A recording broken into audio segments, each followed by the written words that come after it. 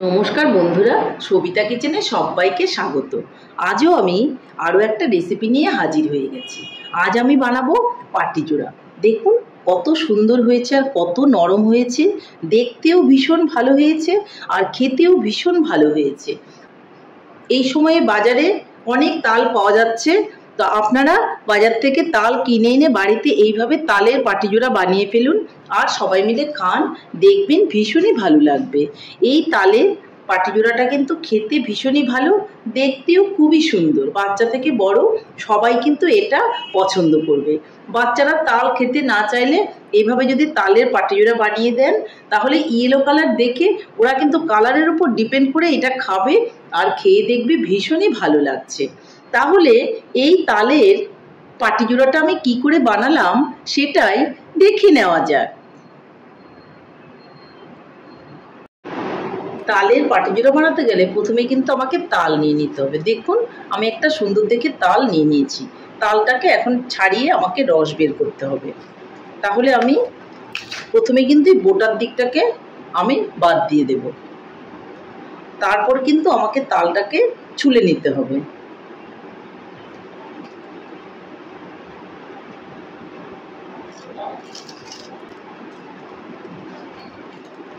পুরো তালটাকে এইভাবে আমি ছুলে নেব।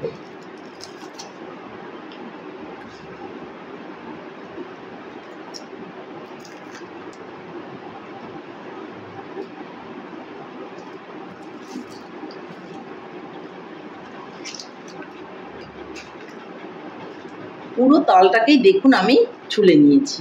আর এই যে মুখের দিকটা মানে বোটার দিকটা যে আছে, এভাবে আটিটাকে ফাঁক করে এই যে আমি বোটার দিকের এটা কিন্তু ফেলে দেব।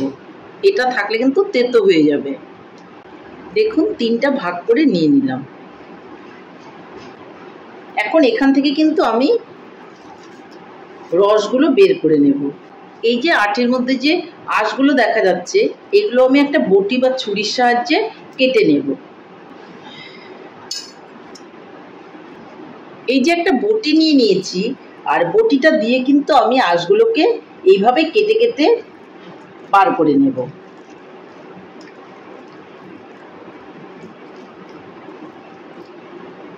এই যে টোটাল আঁশটাকেই কিন্তু আমি বের করে নিচ্ছি। দেখুন তিনটে আটি থেকে কিন্তু আমার আঁশ ছাড়ানো হয়ে গেছে আর এতটা আঁশ বের হয়েছে। কিন্তু আমার পাটিজোড়া করতে এতটা প্রয়োজন নেই, যার জন্য আমি কিছুটা সরিয়ে রেখে অল্প একটু দিয়ে আমি রসটা করে আপনাদের দেখাচ্ছি। বাদ বাকি আমি কিন্তু পরে বানিয়ে নেব। আমার এইটুকু বানালেই কিন্তু রসটা হয়ে যাবে পাটিজোড়া। তো আমি এইটুকু দিয়েই কিন্তু রসটা বের করে আপনাদেরকে দেখাবো। দেখুন আমি চেটকে নিচ্ছি। এখানে একটু আমি জল দিতে পারি, কোনো অসুবিধা নেই। অল্প করে একটু জল দিয়ে দিব।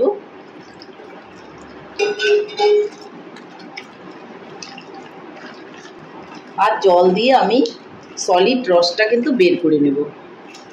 দেখুন আমি দু হাত ব্যবহার করছি আর জলটা একটু কম দিয়ে আমি রসটাকে বের করে নেওয়ার চেষ্টা করছি। কারণ পাটিজোড়া বানাতে গেলে আমাকে দুধ দিতে হবে, যার জন্য কিন্তু একটু পাতলা হয়ে যাবে, যার জন্য রসটাকে আমি ঘন দেওয়ার চেষ্টা করছি। দেখুন এই যে আমার ঘন রসটা কিন্তু বের হয়ে গেল। এটাকে আমি পরে ঠিক করে আরও একটু বের করে নেব।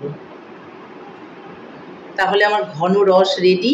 এখন এটাকে চেলে নেওয়ার পালা, কারণ এর মধ্যে যা আঁশ আছে আঁশটাকে আমাকে বের করে নিতে হবে।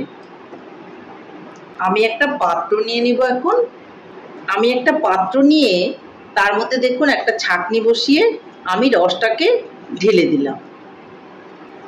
এখন রসটাকে আমি এইভাবে হাত দিয়ে একটু নেড়ে নেড়ে বের করে নেব। আমার খুব বেশি রসের কিন্তু প্রয়োজন নেই।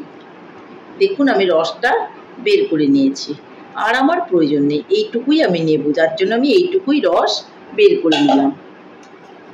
দেখুন এই যে সুন্দর রসটা কিন্তু আমি নিয়ে নিয়েছি। এটাকে আমি সাইডে রেখে দিচ্ছি। পাটিজোড়া বানানোর জন্য আমি কিন্তু অল্প করে ভোগ চাল ভিজিয়ে রেখেছিলাম। আর খুব ভালো করে এখন এটা আমি ধুয়ে নেব। খুব ভালো করে দেখুন আমি চালগুলোকে ধুয়ে নিয়েছি। আমি এখন নিয়ে নিয়েছি একটা মিক্সিং বোল। তার মধ্যে আমি এই যে চালটা সেটাকে আমি দিয়ে দেব। এই চালের মধ্যে আমি দিয়ে দেব অল্প করে চিনি। চিনিটা কিন্তু আমি স্বাদ মতো দেবো। আমি যেরকম মিষ্টি পছন্দ করি ঠিক সেরকমই দেব। আমি কিন্তু খুব একটা বেশি মিষ্টি দেব না, মোটামুটি মিষ্টি আমি দেব। তো দিয়ে দিয়েছি। আর এই চালের মধ্যে আমি দিয়ে দেব অল্প করে ময়দা।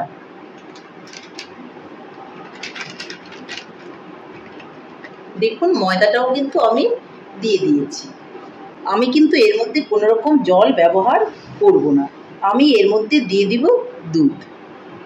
দুধ দিয়ে যদি পাটিজোড়াটা গোলা যায় তাহলে কিন্তু টেস্ট ভীষণ ভালো হয়। যতটুকু দুধের প্রয়োজন আমি কিন্তু দুধটা দিয়ে দিয়েছি। এখন একটা ঢাকনা দিয়ে এটাকে আমি ব্লেন্ড করে নেব। দেখুন চালের গুঁড়োটা আমি ময়দার সঙ্গে ব্লেন্ড করে নিয়েছি। কিন্তু যেহেতু আমি তালের পাটিজোড়া বানাবো এর মধ্যে একটু তালের রস আমি দিয়ে দেব। তালের রসটা আমি দিয়ে দিচ্ছি। তালের রসটা দিয়ে আবারও আমি এটা একটু মিলিয়ে নেব।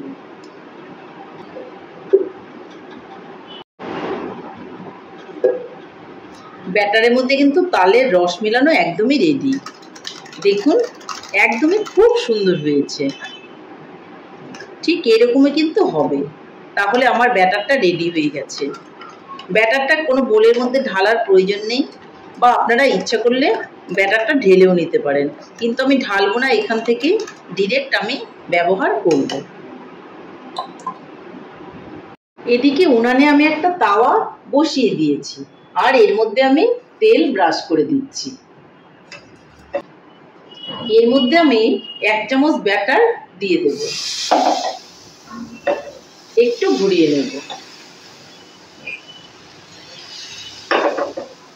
সাইজটা আপনার পছন্দ মতনই আপনি করে নেবেন। এর মধ্যে আমি একটু ক্ষীর দিয়ে দেব। আরো একটু বড় করে বানালে ভালো হতো। নেক্সটটা আমি একটু বড় করে বানিয়ে দেখাচ্ছি।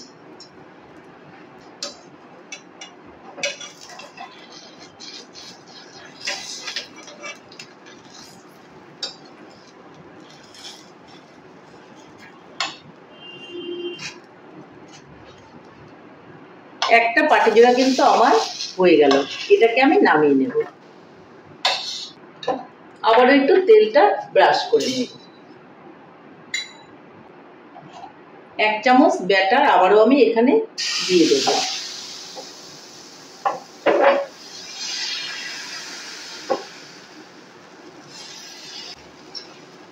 এর মধ্যে আমি আবারও কিছুটা ক্ষীর দিয়ে দেব। আপনারা ইচ্ছে করলে তালের ক্ষীরও কিন্তু এর মধ্যে দিতে পারেন, বা তালের একটা পুর বানিয়েও কিন্তু এই পাটিজোড়ার ভেতরে দিতে পারেন, কিন্তু আমি দুধের ক্ষীরই দিয়ে দিচ্ছি।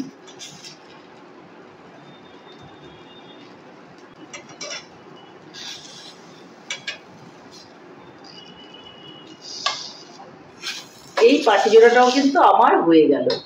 এইভাবে আমি সবগুলো পাটিজোড়াই কিন্তু বানিয়ে নেব।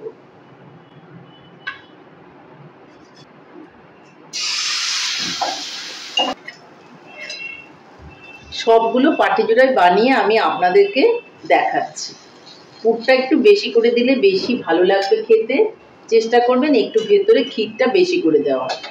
তাহলে আমি সবগুলো বানিয়ে নিয়ে আপনাদেরকে দেখাচ্ছি।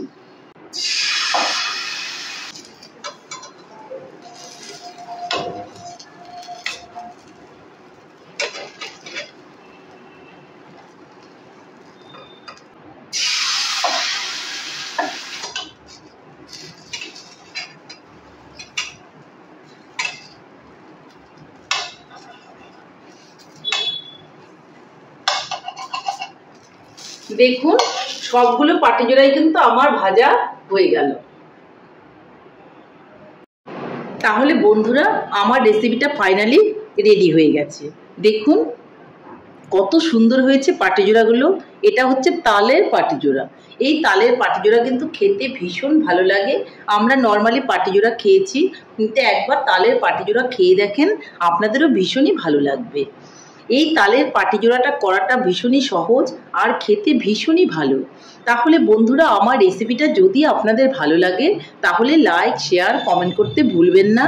আর আপনি যদি আমার চ্যানেলের নতুন বন্ধু হয়ে থাকেন তাহলে চ্যানেলটা সাবস্ক্রাইব করার অনুরোধ রইল। পাশে থাকা বেল আইকনটি প্রেস করে রাখুন আমার নিত্য নতুন রেসিপির আপডেট পেতে।